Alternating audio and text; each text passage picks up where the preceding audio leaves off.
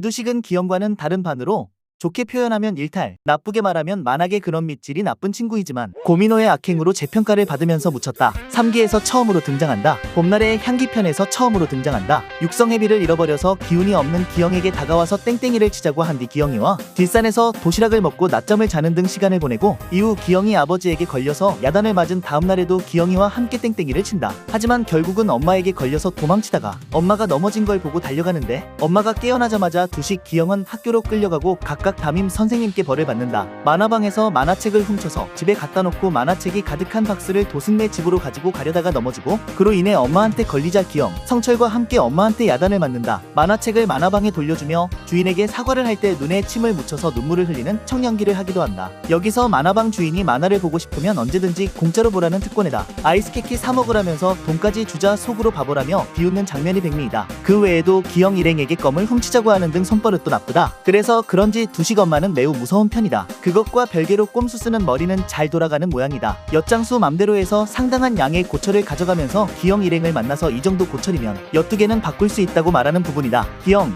성철에게 껌을 공짜로 씹을 수 있는 방법을 알려주고 자신이 슈퍼에서 껌을 훔치려고 하지만 기영, 성철이 도둑이라고 외치자 도망친다. 4기 본편에는 등장하지 않지만 극장판에서 극장 구경 에피소드에서 재등장. 기영 일행이 영화를 보고 싶어하자 두식이 보는 방법을 알려주겠답시고 뒤에 개구멍을 통해서 들어가면 된다고 알려준다. 그리고 등장 끝. 원작 초반에는 꽤 비중이 높았지만 중반부터 민호와 희준의 비중이 높아지면서 비중이 많이 줄어들었다.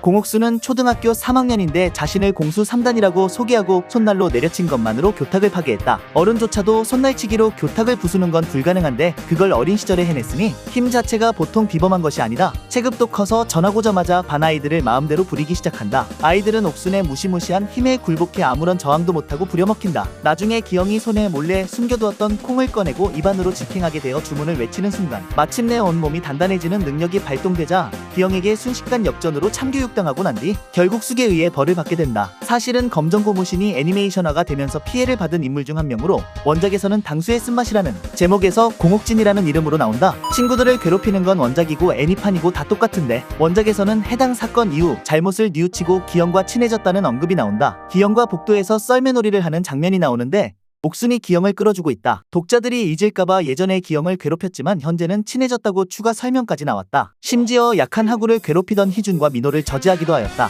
하지만 애니판에서는 기영한테 참교육을 당한 뒤에는 숙한테 오질나게 혼났다. 그 이후로 출연 끝.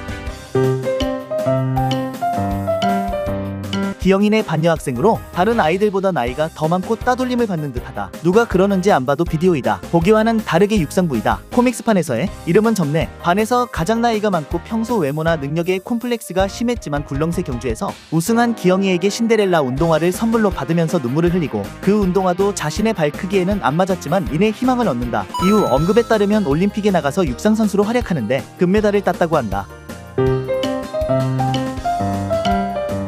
흑신도사는 기영이가 여름방학에 큰할아버지 집에 머물던 중 우연히 만난 사람. 원작에서는 첫 등장 때 아무 짓도 안 했는데 미친놈 취급당하며 마을 사람들에게 기습당해 몰매를 맞기도 했다. 항상 검은 두루마기 차림, 본명은 불명. 기영이가 우연히 이 사람의 검술 실력을 보고 제자로 삼아달라고 하며 그렇게 기영이에게 제자를 받아주고 무술을 가르치게 된다. 그와 같은 스승에게서 배운 검풍도사와의 대결을 피하기 위해 떠돌아다닌다. 실력은 검풍도사와 비등하지만 쓸데없는 싸움을 피하려고 한다. 그 후로 사람 목숨이 제일 소중하다고 생각하는 듯. 후에 검풍도사와 어쩔 수 없이 대결하게 되어 이기지만 자신도 왼쪽 어깨를 부상당해 수련이 부족하다는 것을 깨닫고 기영이에게 훗날을 기약하자는 편지를 남긴 뒤 마을을 떠난다. 이후에도 기영이의 회상에 종종 등장한다. 원작에서는 이후 재등장의 기철이에게도 아주 약간의 가르침을 전수해줬다. 기영이만큼 심성이 올곧지 못한 데다 끈기가 더럽게 없어서 정말 약간만 전수해줬지만 그것만으로도 기철이는 엄청나게 강해졌다. 사기에서는 등장하지 않는다.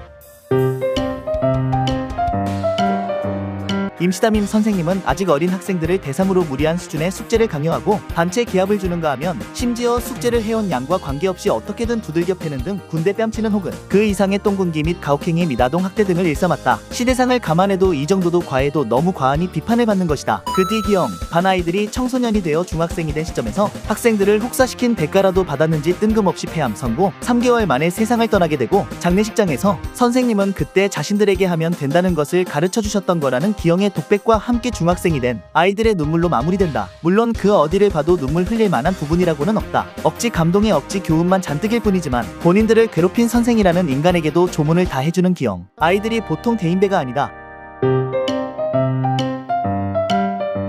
방영석은 동네 만화방에 다니는 형. 그래서인지 기영이하고도 많이 친한 듯 하나 기철과는 접점이 많지 않아서 불명 기타 치는 것이 취미인 탓에 음악에 대한 열정이 깊다. 똑같이 기타가 취미인 만화방 아저씨를 여러모로 짜증나게 한다. 작중 묘사를 보면 노래 실력이 상당하며 또한 정확하지는 않은 듯 하지만 음대 진학이 꿈인 듯. 이후 등장이 크게 없었으나 극장판의 오프닝에서 노래를 부르며 재등장. 근데 트레이싱인지 3기에서 노래할 때 보인 모습이랑 똑같으며 새로 그린 그림에는 머리가 없는 등 여러모로 피해를 봤다. 이영일은 기철이의 중마고 기영이 친구들보다 기영이 가족하고 연결돼 있는 인물. 기철이가 등하교할 때나 놀러 나갈 때 유일하게 같이 다니는 모습만 봐도 기철이와 제일 친한 친구라는 것을 알 수 있다. 길을 찾는 할머니를 쌩까고 교복이 없는 명구를 보고 비웃는다든지 기철이가 정말로 잉크를 먹으려고 하는데도 말리지 않고 손을 입에 물고만 있던가 등 여러모로 심성이 나쁜 면을 많이 보이지만 그래도 나중에 명구를 안쓰러워하는 모습도 보이고 기철이가 명구를 위해 교복을 만드는데 같이 거드는 걸 보면 제법 착한 구석도 있는 듯. 여담으로 코가 둥글럽적한 게 특징인데 기철이가 코를 벌에 쏘이자 코가 부어오르면서 영일이의 얼굴과 비슷해진다. 사실 이영일의 결말은 원작가조차도 짓지 않았다고 한다. 그래서 시청자들이 상상한 이 친구의 결말이 있는데 설정이 괜찮다며 유튜브 채널보다에 출연한 만화 원작가 이유영은 추가해도 되는지 의사 아닌 의사를 묻기도 했다.